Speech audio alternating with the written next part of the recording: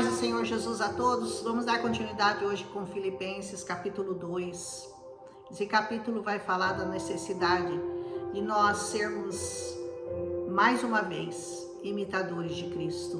Paulo vai exortar-nos para que as qualidades de Cristo sejam reproduzidas em nós. Cada dia mais nós temos que lutar para que nós nos tornemos semelhantes a Ele. E é uma tarefa que demanda uma vida com muita dedicação, com muito amor. E se é possível, eu creio que é possível, porque Paulo não pediria algo impossível. Era algo que Paulo já vivia. Esse amor, essa dedicação, esse entregar-se por completo à obra de Cristo, era algo que Paulo já praticava. Então, só uma pessoa praticante pode instruir outros a praticarem. Se você quer ser um pregador do Evangelho, se você pretende passar para as pessoas algo dessa palavra, você tem que ser um espelho dela. Você tem que transmitir às pessoas aquilo que você está ensinando. O mesmo sentimento de amor que existia em Cristo tem que estar depositado no seu coração, senão você vai ficar falando em vão. Você não vai nunca reproduzir aquilo que Cristo foi, se não for pelo Espírito Santo de Deus, que habita e se move em você. E Paulo dizia assim, portanto, Filipenses 2, se há algum conforto em Cristo, e é claro que há, se há alguma consolação de amor, e há muita, se há alguma comunhão no Espírito, com certeza a comunhão no Espírito é uma marca muito forte daqueles que seguem ao Senhor. Se alguns entranháveis afetos e compaixões, entranháveis significa afetos e compaixões que vêm das entranhas. Sabe o que vem das nossas entranhas? Os nossos filhos. Eles são gerados nas nossas entranhas. Então é com esse amor que Paulo se referia ao amor que nós devemos aos nossos compatriotas, aos nossos irmãos, aqueles que têm a mesma fé que você, que seguem o mesmo Cristo que você. Esse amor é que tem que estar entranhado em você. Esse amor tem que estar selado em você, marcado em você. Completai o meu gozo, ele diz, então completa a minha alegria, para que sintam o mesmo, para que vocês sintam o mesmo que eu sinto, ele diz, tendo o mesmo amor, o mesmo ânimo, sentindo todos uma mesma coisa.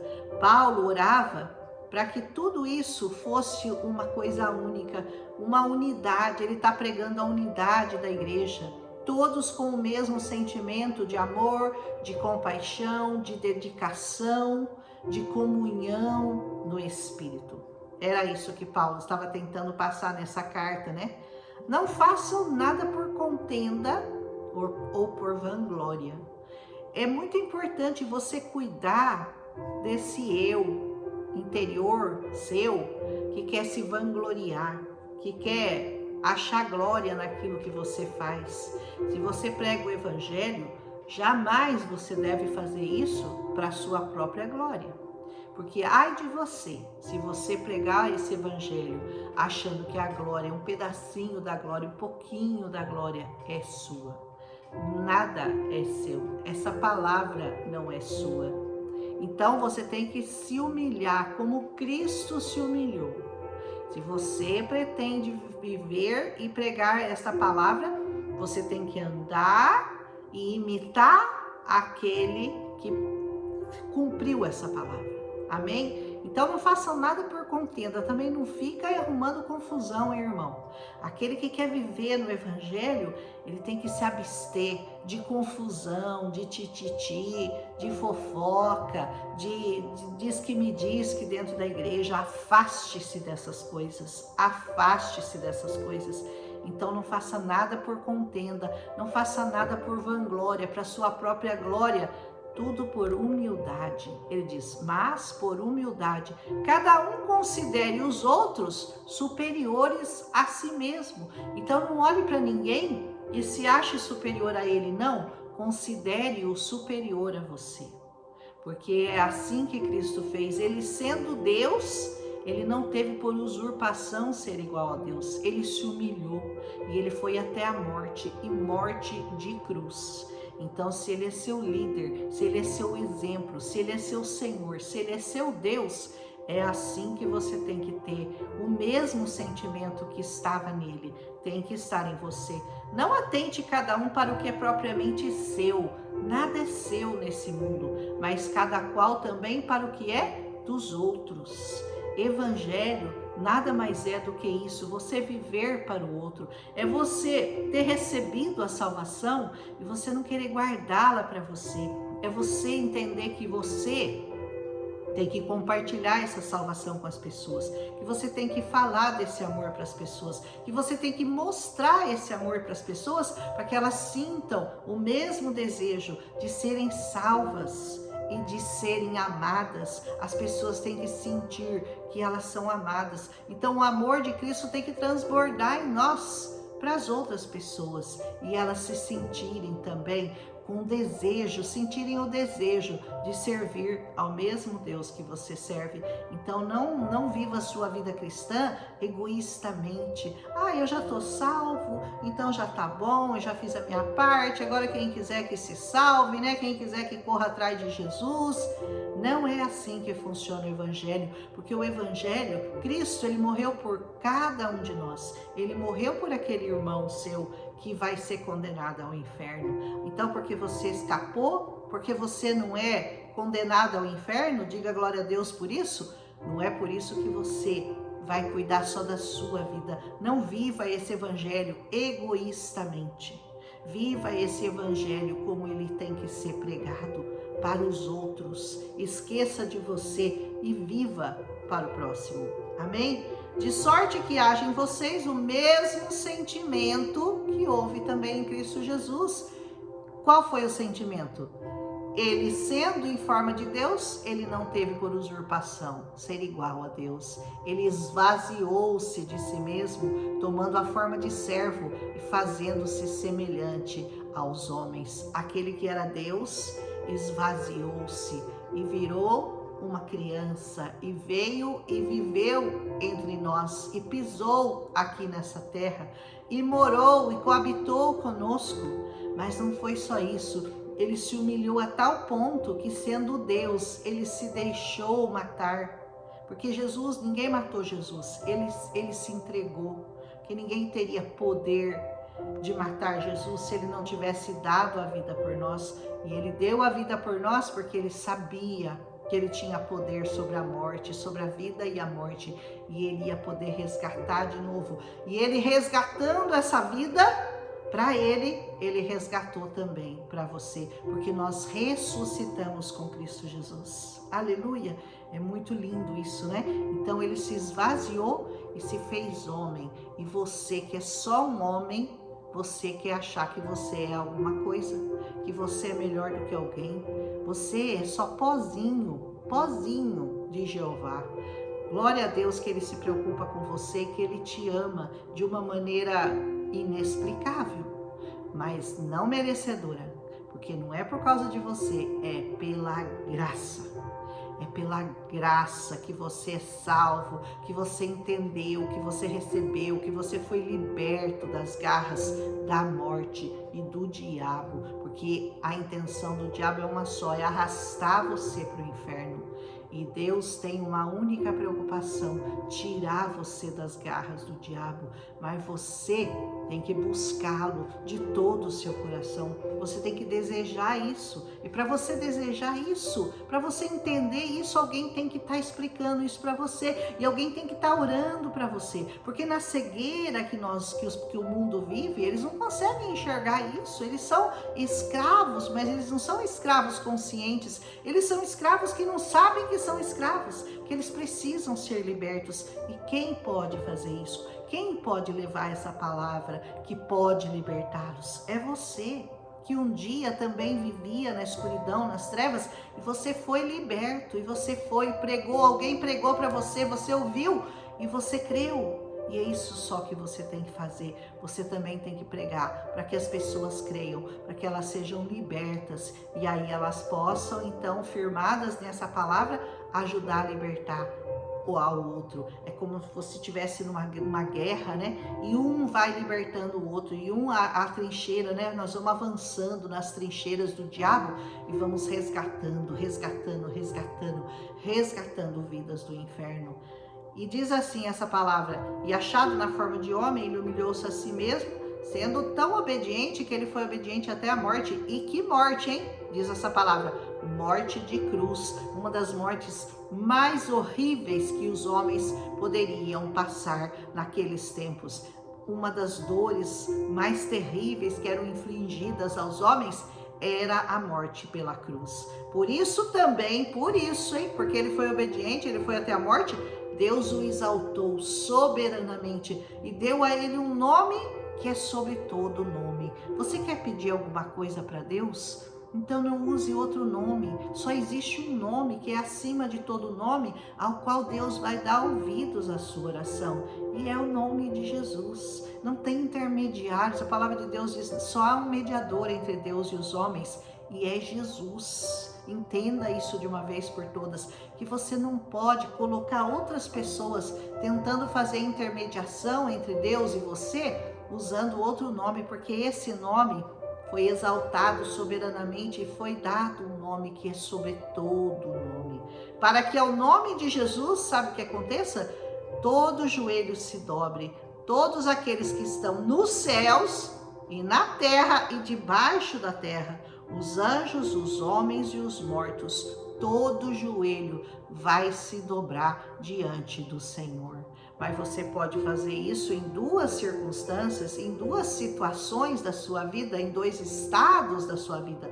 Você pode fazer isso quando já não houver mais esperança de salvação, quando você for aquele que está debaixo da terra, aí não há mais esperança de salvação, ou você pode fazer isso ainda enquanto você está na terra, porque aí você tem esperança, certeza, mais do que esperança, certeza de salvação. Aleluia!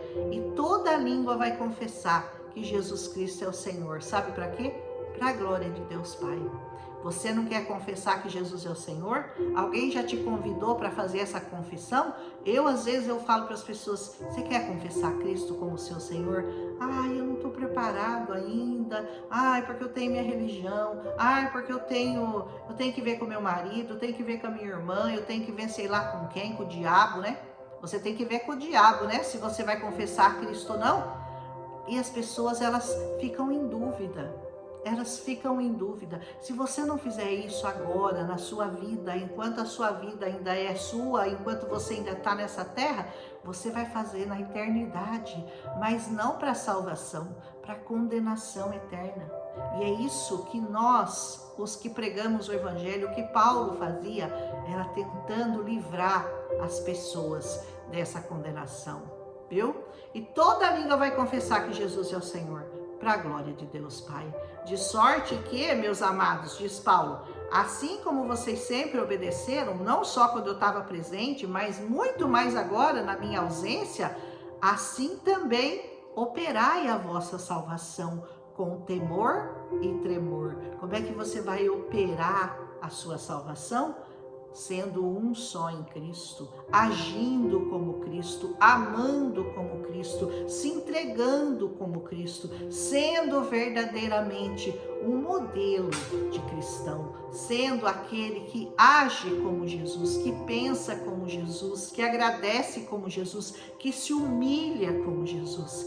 É assim que a salvação deve operar em nós, com temor e com tremor. Porque até, como eu já disse uma vez aqui, vou repetir, até os demônios creem e estremecem. Você acredita que o demônio, ele é mais crente do que você? Ele é crente mesmo, ele sabe porque ele já viveu, né? Ele já foi condenado. Então, ainda há esperança para você, para ele não há mais.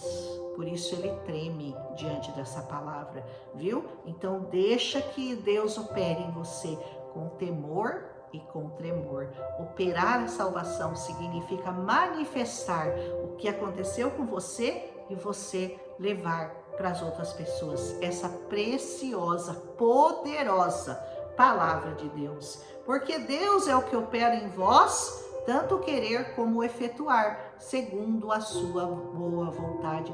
Quer dizer que não sou eu que opero? Quem vai operar tudo é por Ele, é dele e é para Ele. Então quem vai operar isso em você, não se preocupe, é o próprio Deus. Mas você precisa estar aberto, você precisa estar disponível, você precisa querer, desejar. Porque se você fechar a porta e disser, eu não quero Jesus na minha vida, eu não quero que Ele venha me dar ordens, eu não quero que Ele venha falar o que eu tenho que fazer, aí Ele vai, como um cavaleiro, Ele vai te respeitar. Mas a sua condenação está garantida, como ela estava garantida já antes de você nascer. Fazei todas as coisas sem murmuração e nem contendas. Você já viu gente que murmura de tudo? Você já viu gente assim? Nada tá bom o bastante. A comida não tava boa, o sal tava muito. Esse doce aqui não tava bom. Se nós soubéssemos o que nós temos para agradecer a Deus, desde o momento que você sai da sua cama e pisa no chão, você não murmuraria de nada. Você não reclamaria de nada. Você daria glórias ao Senhor 24 horas por dia. Esse povo aqui que nós estamos falando, desse tempo de Paulo, você acha que eles levantavam e apertavam um botãozinho assim e acendiam o fogão para fazer um café quentinho?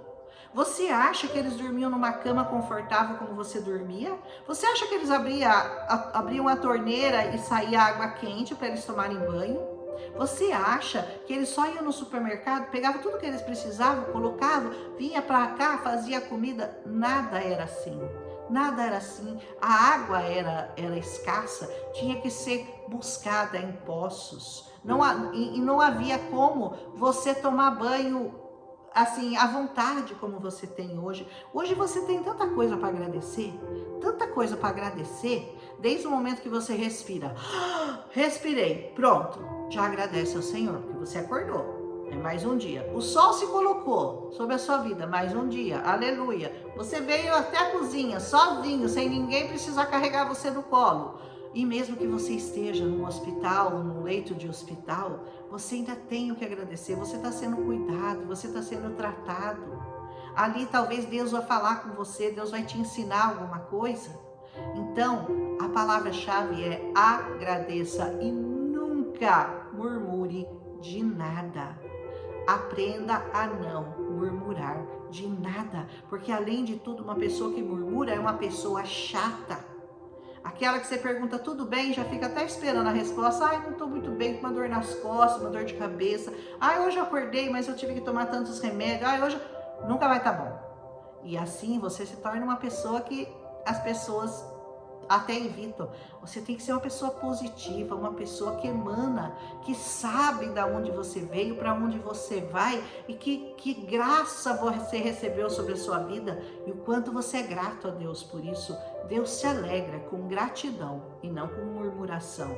E contenda, então, nem se fala, ficar com briguinha, misericórdia, para que vocês sejam irrepreensíveis e sinceros, filhos de Deus, inculpáveis. Não haja culpa em vocês, não haja nenhuma razão para que Deus tenha que repreendê-lo. Que você seja sincera. Sincera quer dizer um vaso que nunca foi quebrado, que nunca precisou passar cera nele. Um vaso inquebrado, no meio de uma geração corrompida e perversa. Você vive no meio de uma geração corrompida, perversa, mas você não pode emprestar seus ouvidos para que elas digam para vocês, para que elas falem para você da perversão delas. É você, pelo contrário, que tem que fazer elas ouvirem essa pregação, essa palavra de santidade.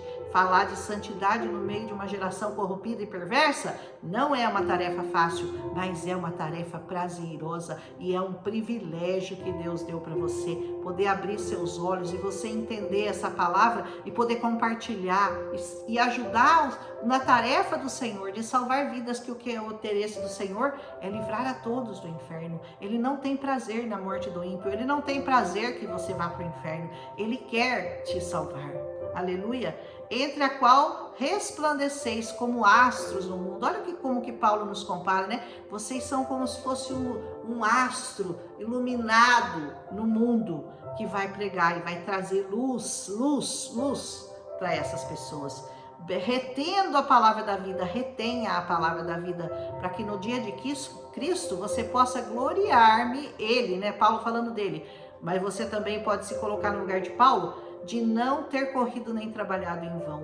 No dia de Cristo você vai descobrir quantas almas se converteram por causa da sua pregação. Não porque você convenceu ninguém, porque você não convence ninguém, não é trabalho seu, mas o Espírito Santo, através de você, através daquilo que você falou, ele trouxe luz para a vida da pessoa, e a pessoa foi liberta das garras do diabo, das garras do inferno, e não foi condenado ao fogo eterno.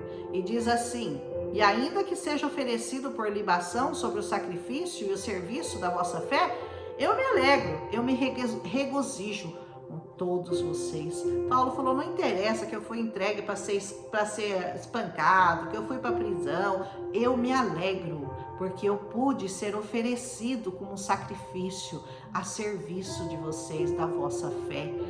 E vós também regozijai-vos e alegrai-vos comigo com tudo isso. Vocês também, fiquem alegres. Se perseguirem vocês, se chamarem vocês de idiotas, se jogarem vocês nas prisões, jogarem para os leões, porque naquele tempo o evangelho não era como é hoje, que você pode sair livremente, uhul, vou louvar o Senhor, aleluia. Não era assim, viu? Para você seguir verdadeiramente a Cristo, você corria riscos terríveis de ser jogado para os leões, de ser queimado vivo, ter sua pele arrancada, ser cerrado no meio, decapitado. De todas as maneiras, eles matavam e perseguiam os cristãos. E mesmo assim, Paulo disse, alegrem-se comigo com isso mesmo. E eu espero no Senhor Jesus que em breve eu vou mandar para vocês o Timóteo, para que também eu esteja de bom ânimo, sabendo dos vossos negócios. Ele tinha alegria porque ele ia mandar o Timóteo para eles, né? Porque a ninguém tenho de igual sentimento que sinceramente cuide do vosso estado. Então a ninguém mais ele confiava tanto como ele confiava em Timóteo, que pudesse ir lá levar essa palavra, levar esse conforto, levar alegria, levar ânimo para aquele povo. E ele diz assim, mas bem sabeis qual é a sua experiência e que ele serviu comigo no evangelho como filho serve ao pai. Timóteo era bem mais novo que Paulo, mas era muito fiel a ele e havia servido com ele no evangelho. De sorte que espero vê-lo enviar logo que tenha provido aos meus negócios. Eu vou enviar ele para vocês assim que eu terminar umas coisinhas que eu estou preparando aqui. Eu vou enviar o Timóteo para vocês. Mas eu confio no Senhor que também eu mesmo, em breve, irei ter convosco. Paulo também queria ir ter com os irmãos lá com Filipenses, lá em Filipos. Julguei, contudo, necessário mandar-vos Epafrodito. Epafrodito era irmão e cooperador de Paulo, companheiro nos combates e também aquele que havia sido enviado a Paulo para prover as necessidades dele. Ele estava mandando de volta, porquanto tinha muita saudade de vós todos, e eu estava muito angustiado de que tivesseis ouvido que ele estivera doente, porque o Epafrodito ficou doente. E de fato, ele diz, ele teve doente, quase morreu, mas Deus se apiedou dele, e não só dele, mas também de mim, para que eu não tivesse tristeza sobre tristeza. Ou seja, Deus livrou Epafrodito da morte, não só por causa de Epafrodito, mas por causa de Paulo, porque Paulo disse que ia se entristecer muito com a morte dele. Por isso vou-lo enviei mais depressa, para que vendo outra vez, vocês se regozijem e eu tenha menos tristeza. Olha que lindo, né? A preocupação de Paulo, o amor de Paulo por aquele povo do evangelho, por aquele povo lá de Filipos, dos filipenses. Recebei-o, pois, no Senhor com todo gozo e tende-o em honra, recebam ele em honra, porque pela obra de Cristo chegou até bem próximo da morte, hein? Não fazendo caso da vida, para suprir para comigo a falta do vosso serviço. Esse Epafrodito foi até o fim, mas foi firme e fiel a Paulo, por causa do amor ao evangelho. Aleluia. Gente, eu acho que eu passei muito tempo hoje, exagerei aqui no meu tempo, mas é que esse capítulo é muito lindo, tem mais coisas que eu gostaria de falar, mas deixa seu like aí se você gostou, compartilha com as pessoas que você ama. Amanhã nós vamos gravar Filipenses capítulo 3, e você tá vendo, né, que o evangelho fica cada dia mais profundo. A gente para de mergulhar em água rasa, começa a mergulhar mais profundamente a cada capítulo que o Evangelho avança. Um abraço em Cristo Jesus e até amanhã.